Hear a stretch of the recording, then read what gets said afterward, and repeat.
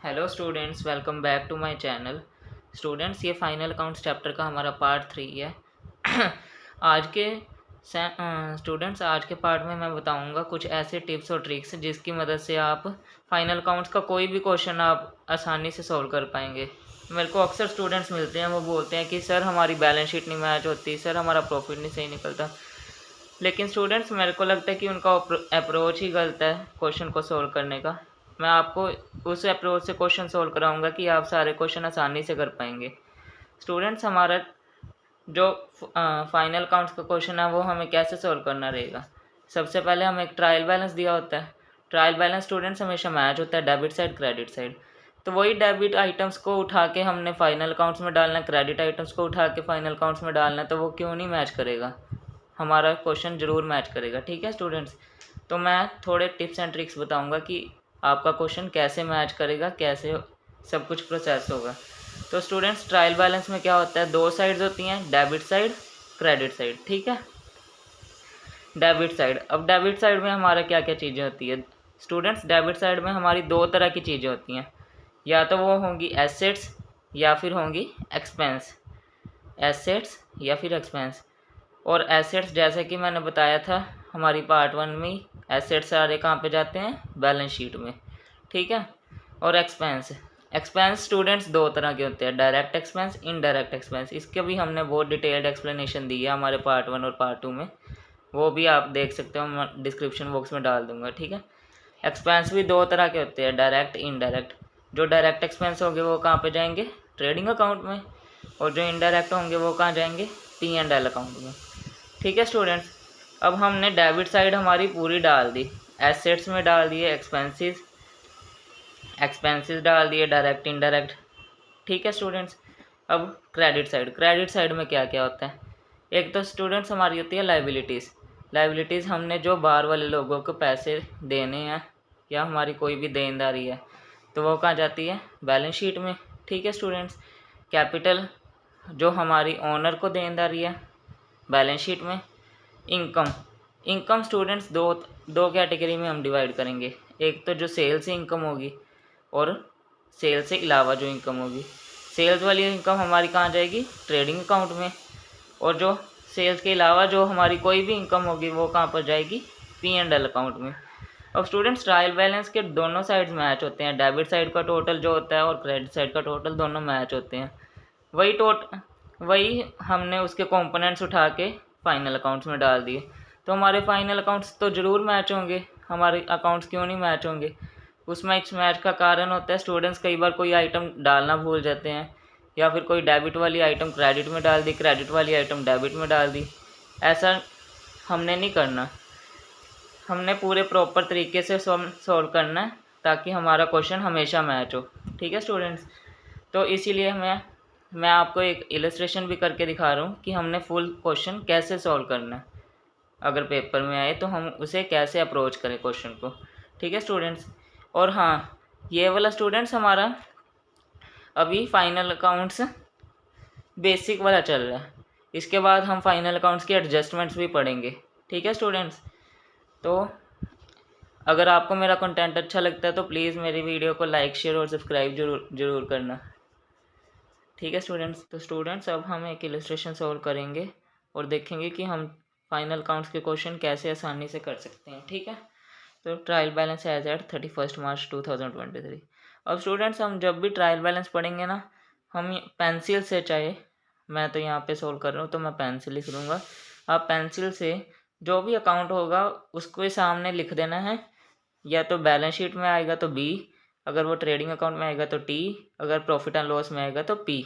ठीक है स्टूडेंट्स, तो हम हर अकाउंट के सामने यही लिखेंगे, बी, पी या टी। ठीक है। कैपिटल अकाउंट, कैपिटल कहाँ पे आती है हमारी? बैलेंस शीट में, बी। ठीक है students. Opening stock trading account में आता है हमारा। कैश, कैश हमारी आती है बैलेंस शीट में। कैश इन हैंड हमारा आता है बैलेंस शीट में। मशीनरी फिक्स्ड एसेट है balance sheet. Furniture fixed asset है balance sheet. Purchase account, purchase कहाँ आता है? ट्रेडिंग अकाउंट में। वेजिस, जो फैक्ट्री में काम करते हैं वर्कर्स, वो कहाँ पे आता है? ट्रेडिंग अकाउंट में। पावर एंड फ्यूल, ये भी हमारा फैक्ट्री का एक्सपेंस है ट्रेडिंग अकाउंट में। फैक्ट्री की लाइटिंग ट्रेडिंग अकाउंट में। सैलरी, जो हमारे ऑफिस में एम्प्लॉयज़ काम करते हैं उनकी सैलरी, वो कहाँ जाता है? प्रॉफिट एंड लॉस अकाउंट में। डिस्काउंट अलाउड, ये हमारा इनडायरेक्ट एक्सपेंस है, ये कहाँ जाएगा? प्रॉफिट एंड लॉस अकाउंट में। डिस्काउंट रिसीव्ड हमारा, ये हमारी इनकम है, तो ये कहाँ जाएगी? सेल के अलावा कोई भी इनकम होती है वो कहाँ जाती है? प्रॉफिट एंड लॉस अकाउंट में।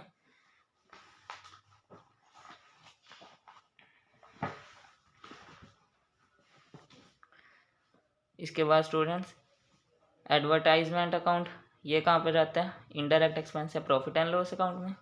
जनरल एक्सपेंस, डायरेक्ट एक्सपेंस के अलावा जो भी एक्सपेंस होते हैं वो सारे प्रॉफिट एंड लॉस में ही जाते हैं, प्रॉफिट एंड लॉस में। Sale account trading account. Sundry debtors balance sheet, sundry creditors balance sheet. ठीक है स्टूडेंट्स, अब हमने बाइफर्केशन कर ली कि कौन सी आइटम ट्रेडिंग में जाएगी, कौन सी आइटम प्रॉफिट एंड लॉस में जाएगी और कौन सी बैलेंस शीट में जाएगी। ठीक है स्टूडेंट्स, अभी तक सारा हमारा ट्रायल बैलेंस मैच है, तो हमारी ये आइटम्स डेबिट और क्रेडिट साइड की मैच होनी चाहिए। इसके अलावा स्टूडेंट्स, अब हमें ये चीज़ बिल्कुल ध्यान में रखनी है कि जो भी आइटम ट्रायल बैलेंस में नहीं है, अगर हम उसे अपने फाइनल अकाउंट्स में कहीं पे भी लिखेंगे, trading account, profit and loss account या फिर बैलेंस शीट, कहीं पे भी अगर उस आइटम को लिखेंगे तो उस आइटम को 2 बार लिखना है, एक बार डेबिट साइड में, दूसरी बार क्रेडिट साइड में। ठीक है स्टूडेंट्स, अब क्लोजिंग स्टॉक हमारा अलग से दिया है, ट्रायल बैलेंस में नहीं है क्लोजिंग स्टॉक, तो क्लोजिंग स्टॉक 2 साइड लिखना पड़ेगा। कहाँ पे लिखेंगे? एक तो हम इसे लिखेंगे ट्रेडिंग अकाउंट के क्रेडिट साइड में, ट्रेडिंग अकाउंट के क्रेडिट साइड में। अब क्रेडिट साइड में लिखा तो डेबिट साइड भी लिखना पड़ेगा इक्वल करने के लिए। डेबिट साइड कहाँ होगा? एसेट्स में जाएगा। ये एसेट्स कहाँ जाती हैं? हमारी बैलेंस शीट। ठीक है स्टूडेंट्स, तो हमारा ये एक बार तो एसेट्स में लिखा जाएगा क्लोजिंग स्टॉक का बैलेंस, और दूसरी बार ट्रेडिंग अकाउंट के क्रेडिट साइड में। ठीक है स्टूडेंट्स, अब हम सॉल्व करते हैं। सबसे पहले लिखेंगे trading and P and L account for the year ended 31 March 2023, particular rupees, यहाँ पे लिखेंगे डेबिट, यहाँ पर लिखेंगे क्रेडिट। ठीक है स्टूडेंट्स, तो ट्रेडिंग अकाउंट हम कहाँ से शुरू करेंगे? To opening stock. Opening stock हमारा कहाँ कितना था स्टूडेंट्स? 2 लाख रुपीज़।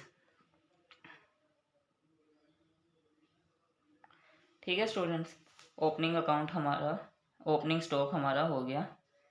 इसके बाद हम लिखेंगे स्टूडेंट्स टू परचेजेस हमारे थे 15 लाख।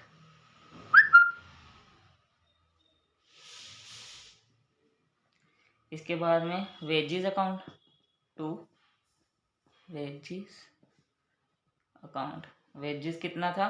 10 लाख।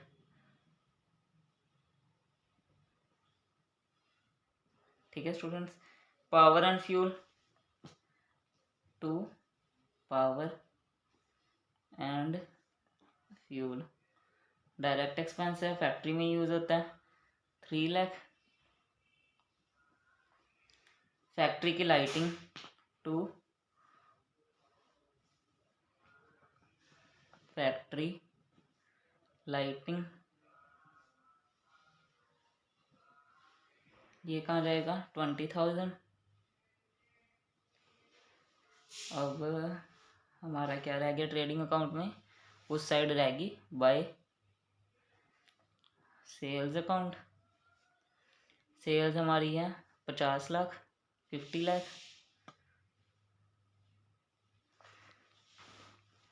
अब स्टूडेंट्स, हमने ट्रेडिंग अकाउंट में ट्रायल बैलेंस के सारी आइटम्स पोस्ट कर ली, जो हमने मेंशन किया था ना कि ट्रायल बैलेंस में कि ट्रेडिंग अकाउंट में जाएगी, वो सारी चीज़ें हमने ट्रेडिंग अकाउंट में नोट कर ली हैं। ठीक है स्टूडेंट्स, अब यहाँ पे क्या आएगी? एक और चीज़ लास्ट में, by closing stock. Closing stock कितने का है स्टूडेंट्स? 2,70,000। अब देखते हैं स्टूडेंट्स, हमारा ग्रॉस प्रॉफिट आ रहा है या ग्रॉस लॉस आ रहा है।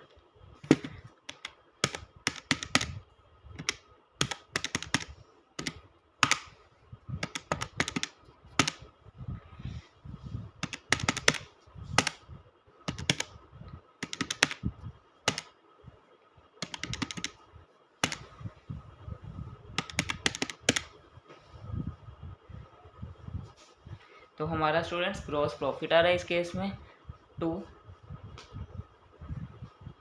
Gross profit. ग्रॉस प्रॉफिट कितना आ रहा है स्टूडेंट्स हमारा 22,50,000। 22,50,000। अब हमारा टोटल कितना आ रहा है ट्रेडिंग अकाउंट का, वो यहाँ पे लिखेंगे 52,70,000। 52,70,000। 52,70,000। अब स्टूडेंट्स एक चीज़ ये भी नोटिस करनी है, हमने ग्रॉस प्रॉफिट कहाँ से लिखा है? ग्रॉस प्रॉफिट तो हमने खुद निकाला है, ट्रायल बैलेंस में तो नहीं था ना ये। तो ग्रॉस प्रॉफिट एक बार हमने यहाँ पे लिख दिया, डेबिट साइड में ग्रॉस प्रॉफिट का बैलेंस आ रहा है ना, तो हम इसे क्रेडिट साइड में P&L में ट्रांसफ़र कर देंगे।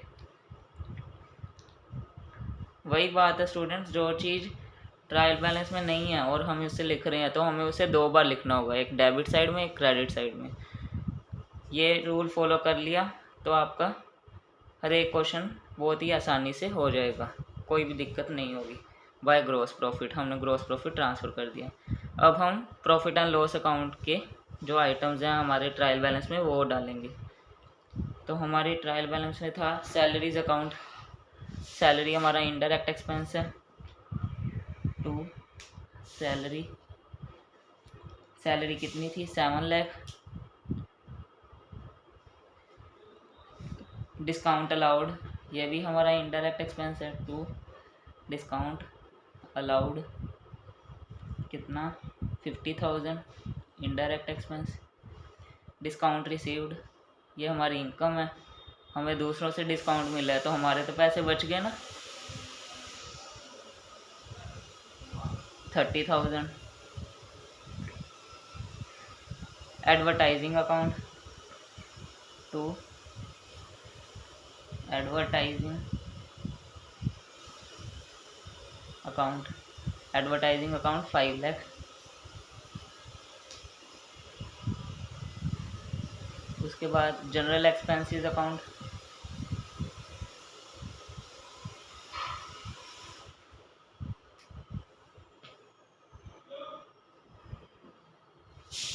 4 लाख। अब देखते हैं हमारा, अब हमने प्रॉफिट एंड लॉस अकाउंट की भी सारी आइटम्स लिख दी हैं।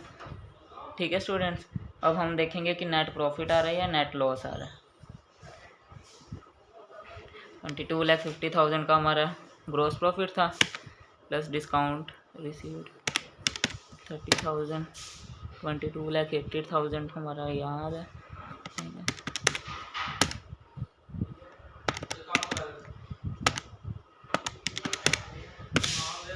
6,30,000। नेट प्रॉफिट हमारा आ रहा है 6,30,000। टू नेट प्रॉफिट कितना आ रहा है स्टूडेंट्स हमारा 6,30,000। और हमारा P&L का टोटल कितना आ रहा है 22,80,000।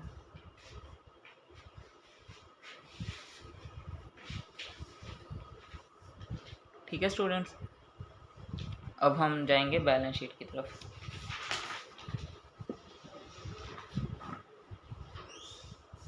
बैलेंस शीट में स्टूडेंट सबसे पहले हम लिखेंगे बैलेंस शीट एज एट 31 मार्च 2023। Liabilities rupees, assets rupees.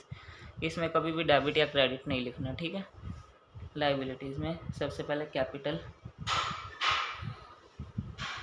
Capital को हम पहले इनर कॉलम में लिखेंगे। कैपिटल का बैलेंस था हमारा 10 लाख।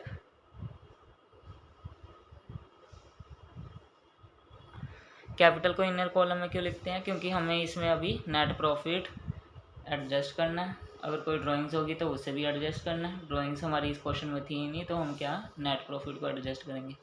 नेट प्रॉफिट हमारा था 6,30,000। इसके अलावा तो नहीं कोई कैपिटल की आइटम? नहीं स्टूडेंट्स। तो हमारी कैपिटल कितनी होगी 16,30,000। अब हम देखेंगे कि और क्या चीज़ है बैलेंस शीट में आने वाली। Cash at bank. Cash at bank थी स्टूडेंट्स हमारी 1 lakh rupees. Cash in hand 44,000, cash in hand भी हमारी एसेट है।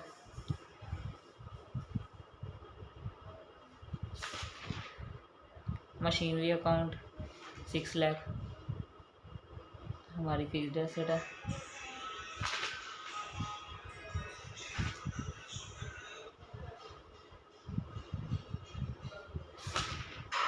फर्नीचर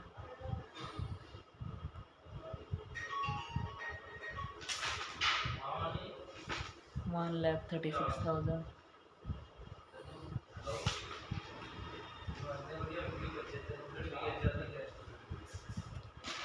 अब सन्ड्री डेटर्स हमारे क्या है? सन्ड्री डेटर्स हमारे 11 लाख के बाद हमारा क्या है? Sundry creditors 620। सन्ड्री क्रेडिटर हमारी लायबिलिटीज वाली साइड में आएंगे।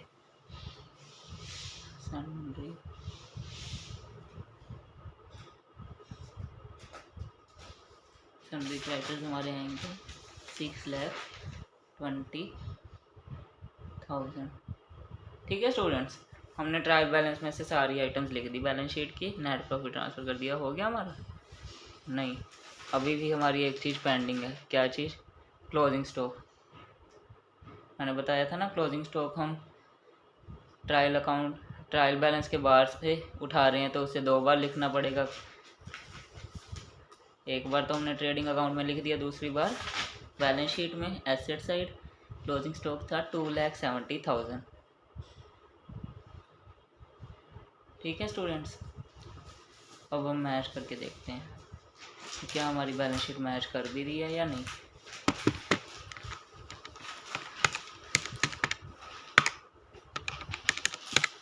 इधर आ रहा है 22,50,000 और इस साइड कितना आ रहा है हमारा?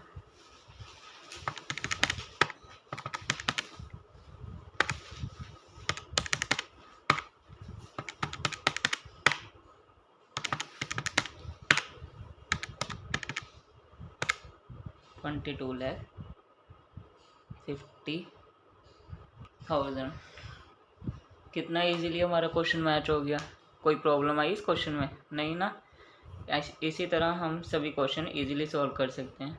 स्टूडेंट्स, अगर आपको मेरा समझाने का तरीका अच्छा लगा हो, मेरे कंटेंट से आपको कोई वैल्यू मिली हो, तो प्लीज़ इस वीडियो को लाइक और शेयर ज़रूर करना प्लीज़ स्टूडेंट्स। और मैं पार्ट 1 और पार्ट 2 का लिंक डिस्क्रिप्शन में डाल दूँगा, पहले आप उसे भी देख सकते हैं। Thank you students.